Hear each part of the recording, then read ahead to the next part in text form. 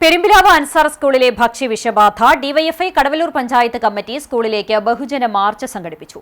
Town ചുറ്റി സ്കൂളിന് മുന്നിൽ സമാപിച്ചതിനു ശേഷം നടന്ന പ്രതിഷേധ യോഗം ഡിവൈഎഫ്ഐ ജില്ലാ ജോയിന്റ് സെക്രട്ടറി എറിൻ ആന്റണി ഉദ്ഘാടനം ചെയ്തു. യോഗത്തിൽ സിപിഐഎം ഏരിയ കമ്മിറ്റി അംഗം എം.എൻ. മുരളീധരൻ അധ്യക്ഷത വഹിച്ചു.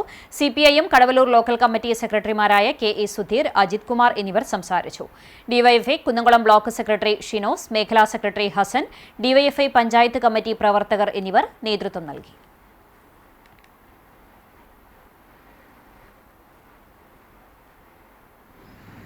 ഇത് കേരളത്തിലാണ് നടക്കുന്നത് എന്നുള്ളതാണ് പ്രത്യേകത.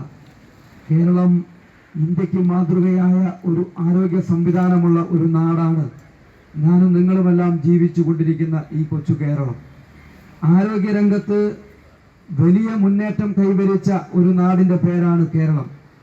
കോവിഡിൻ്റെ മഹാമാരി പിടിപെട്ടപ്പോൾ ലോകത്തിൻ്റെ വിവിധ രാജ്യങ്ങളിൽ, ഇന്ത്യയിലെ വിവിധ സംസ്ഥാനങ്ങളിലെല്ലാം നൂറുകണക്കിനായ മനുഷ്യർ മരിച്ചു വീഴുമ്പോഴും ഒരു മനുഷ്യനെ പോലും മരണത്തിലേക്ക് തള്ളിവിടാതെ കേരളത്തിലെ ഗവൺമെന്റ് അവനെ സംരക്ഷിക്കാൻ, അവന്റെ ചികിത്സ ഉറപ്പുവരുത്താൻ, അവന്റെ ചികിത്സയ്ക്ക് ആവശ്യമായ ഒരു പണവും വാങ്ങിക്കാതെ അവനാവശ്യമായ മരുന്നും മറ്റു സാധനങ്ങളും മറ്റു സൗകര്യങ്ങളും ഒരുക്കി കൊടുത്ത ഒരു ഗവൺമെന്റ് ഈ കേരളം ഭരിച്ചുകൊണ്ടിരിക്കുമ്പോഴാണ് ഇത്തരത്തിലൊരു സ്ഥാപനത്തിനകത്ത് ഇത്തരത്തിൽ നിരവധിയായ വിദ്യാർത്ഥികൾക്ക് വിഷബാധ ഏൽക്കേണ്ടി വരുന്നത്.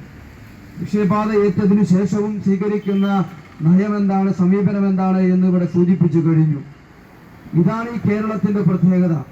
നമുക്കറിയാം, നിരവധിയായ വൈറസുകൾ കേരളത്തിൽ പല ഭാഗങ്ങളിലായി പലപ്പോഴും പിടിപെടാറുണ്ട്.